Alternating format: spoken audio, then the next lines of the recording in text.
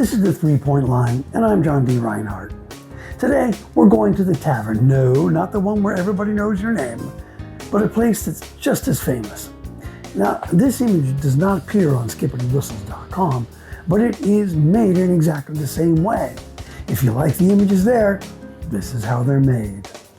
We start with our 960 by 540 point artboard, perfectly sized for skippertywhistles.com. You, of course, can use whatever size suits you. We draw in a few... We draw. The imperial we. I make these illustrations in a 3-point fuchsia line so that they stand out on my website and so that I can see them against the background. Our Adobe Illustrator illustration has 3 layers: a background with a white borderless rectangle in back, our reference image in the middle, and our drawing right up there on top.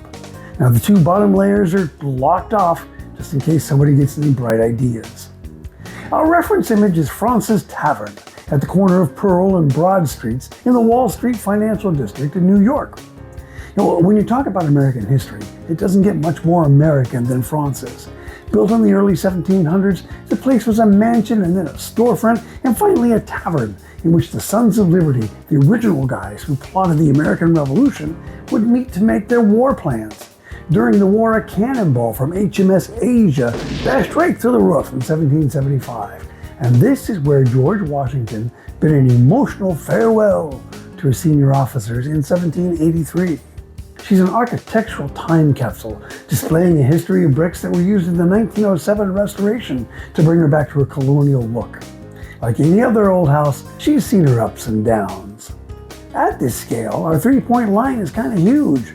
I've scaled the tavern image up to match our drawing board, but those broad lines like to swallow everything up, which is okay. I mean, you could spend a week tracing out this fine stonework.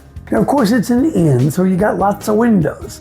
The 3-pointers obscure most of the woodwork details, but make a fine little showcase for the 1-point mullions and mullions.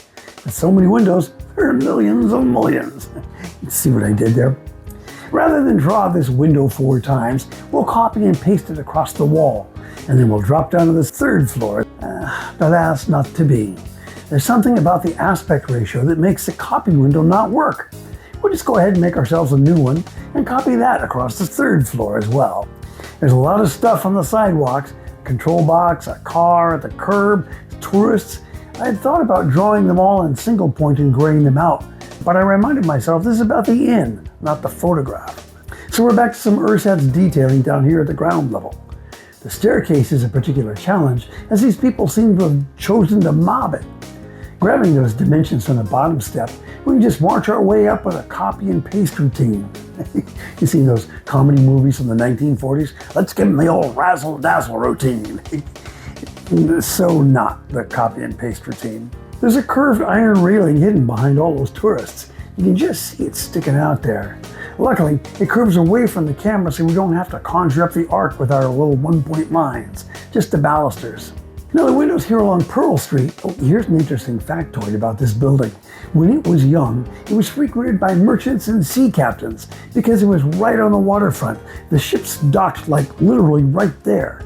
Over the years, the land was built up to make more city, and the tavern moved about 3 blocks away from the sea by virtue of the land extending out into the water. Who knew, right? Anyway, the angle of the picture favors the Broad Street face, putting the Pearl Street windows at a sharp angle to us.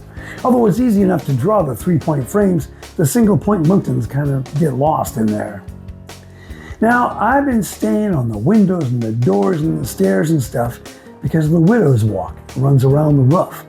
I'm pretty sure there's a walkway up there. Either way, there's this ornate railing up here.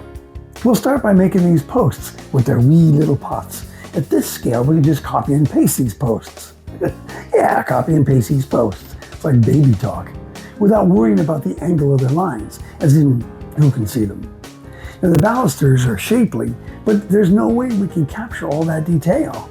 This is again that place where in this scale, they just have to look right, don't have to be right. So we'll just mix up our 1 and 3-point lines to make a baluster, and then we'll copy and paste and paste and paste and paste and paste until we have ourselves an ornate little railing that runs along up here. We'll use the same process on the Pearl Street side, although the steep angle kind of squishes them all together. Now throughout, I've been checking to make sure our drawing works without the reference. You can see how all the tiny details merge together to make a convincing illustration. As is standard, we've made sure all the lines create closed shapes so that we can use live paint to make our wee little tavern into a coloring book page. To my heart's delight, one of the walls is actually yellow. A wasted hue no more. We can try our best to make the Pearl Street side a nice brick red. Now these colors capture the colonial sensibility, I think. In all, it took a couple of hours to make this fine old historic inn, but I think the results are well worth it. If you like it, you could drop a like on this video, which if you like that, well, you could subscribe to. Take a look at skippertywhistles.com to see hard-working images like this one hard at work. I'm John D. Reinhart. Thank you for watching this episode of The 3 Point Line.